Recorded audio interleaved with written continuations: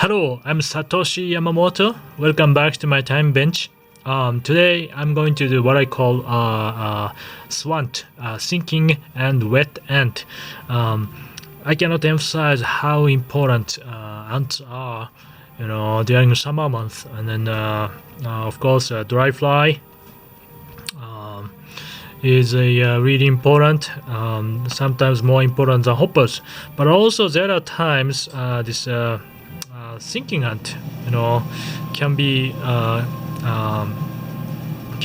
actually more important, and then especially at the Livingston Spring Creek, there are times that actually ants are literally hatching. Somehow the streak of them keep dropping, keep dropping from the somewhere in the along the bank, and then try to actually keep rising as if they are rising on the hatching insects like a mayfly or midges, and then but the difference is this ant is they eventually sink. While the insects, midge and mayflies, they're gonna go hatch, but and then so yes, there are times, of course, we can take them with dry fries, but also there are times that trout are keen on ants that just start to sink right under the surface. So I came up with this the pattern that breaks the surface tension, and then fishing just below the surface, or maybe in probably inches or the deepest. It's really simple but very effective. And then what I got is a straight dry fly hook, and then this one is tied with, might as well tied with a kind of carved wet fly hook, slightly heavier. Either way it works. And then hook I'm using here is Daiwiki 280 and the size 16. This is 2x long, so it's almost like a 14. I attach a thread here. I'm using a Viva 16O, but certainly in this case like 8O or even 6O can be handy. And then I already slot the bead, but it's just a regular like a plastic bead or glass bead. I don't think this is really a glass, it's just really a plastic here. And then I prefer, rather than dry fry dab, I prefer really soft and then hairy, shaggy, and then easy to absorb the water, which is I'm actually using a black shaggy and then the sparkly. This is actually a steelhead dab, but this I like this texture, softness, and then again sparkle. I first tie in the front body to position this the bead, so bead doesn't keep moving. And I'm gonna proceed my thread all the way to the. I tie this almost like a nymph. I slightly passed this the barb. I'm going to apply another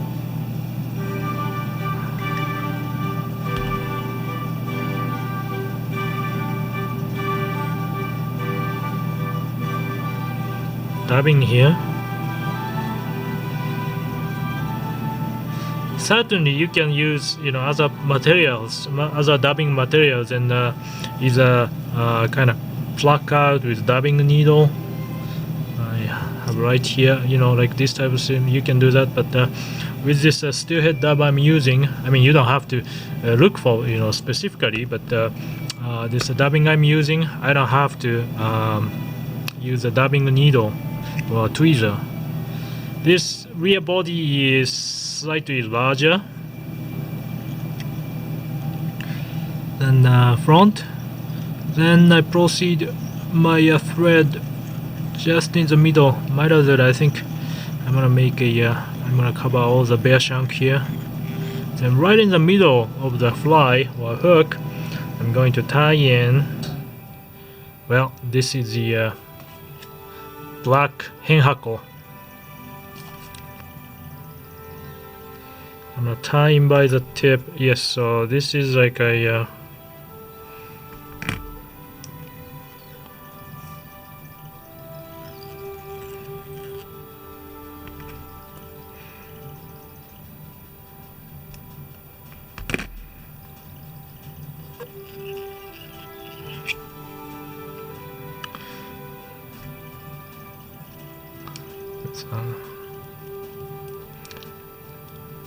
tackle plier.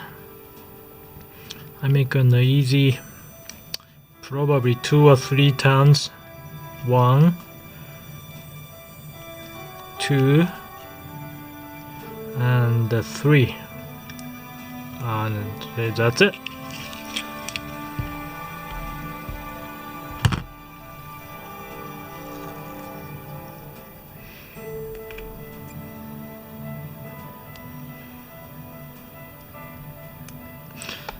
So I'm going to whip finish right in the middle here.